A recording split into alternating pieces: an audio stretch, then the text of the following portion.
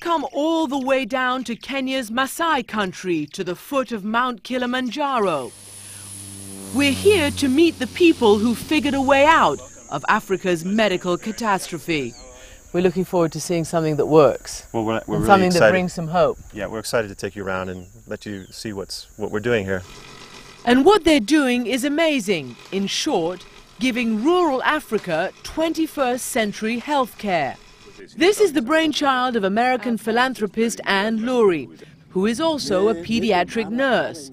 And we are here from a long way away to hope that you all stay healthy. She has planned and paid for this clinic and the labs and all the high-tech medical equipment that the poor in Africa can only dream of. Dr. Tobiko is one of the physicians here. How normal is it for a place in basically the middle of nowhere to have this kind of sophisticated healthcare? It's unbelievable. I mean, it's really rare. Okay, I never thought you could have such a thing in the middle, as you say, in the middle of nowhere. It's basically the best that money can buy. Yeah. And the news has spread like brush fire. Every day, men, women and children come in from the Maasai Plains to get appointments with the doctors.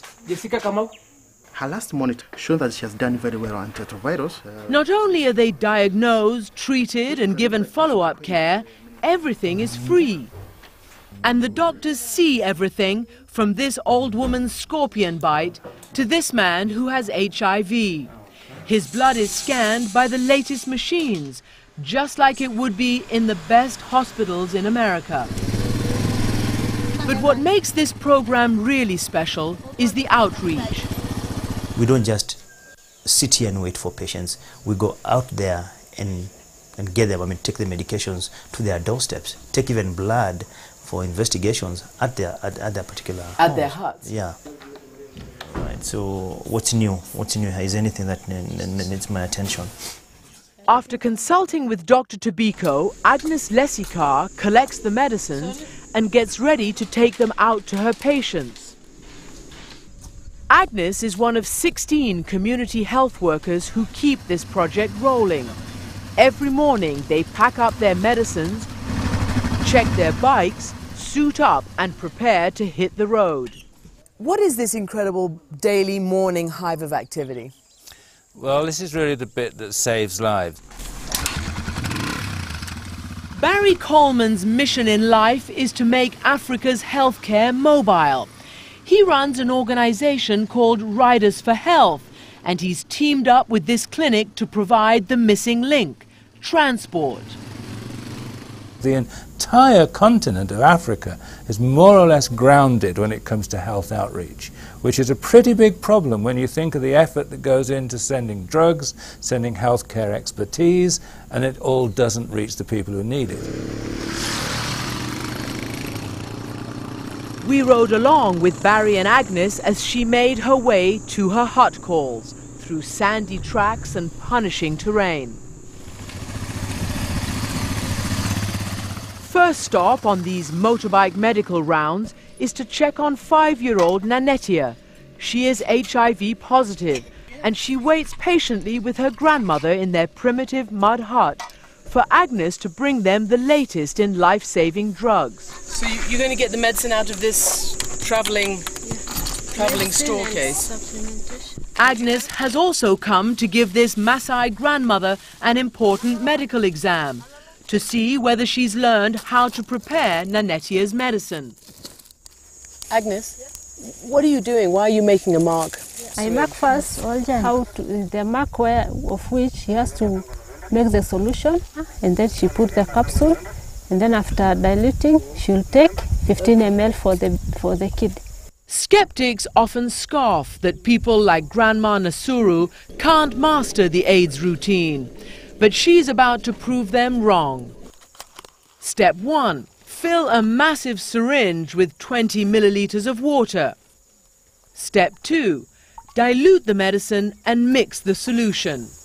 Step 3. Measure out a 15 milliliter dose. She passes with flying colors and Nanetia is getting better. She's taking medication well, and the viral load has gone down. Which means that that's good. That's good, very good. So her grandmother's doing an excellent job. Yeah. Now she's improving. If the mobile hospital wasn't here and the clinic wasn't here and Agnes and the doctors, how would she get any drugs? I don't know what I would have done or where this clinic came from, but thank God it's here, because otherwise this little girl would be dead. Barry, here we are in about as traditional and rural a setting as you can imagine. What is the secret to good health care here? It's getting it here. But what's happening here is unusually that healthcare is being brought to this Boma, to this village, and that doesn't happen in most of Africa. Thank you very much. Thank you. Thank you. Bye. And all your kids, bye.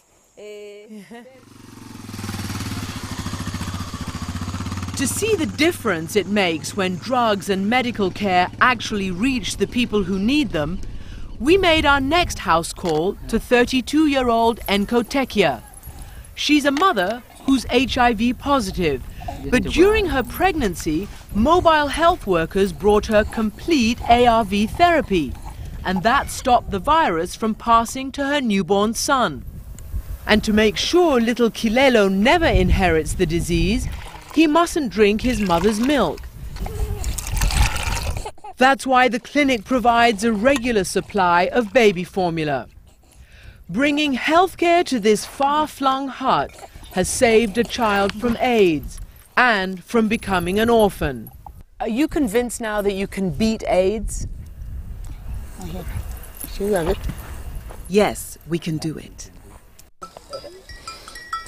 And if AIDS can be corralled in Mbirikani in the Maasai country, where every day still passes much like it did centuries ago, why can't it be controlled in all of Africa? It's almost like a simple solution that works.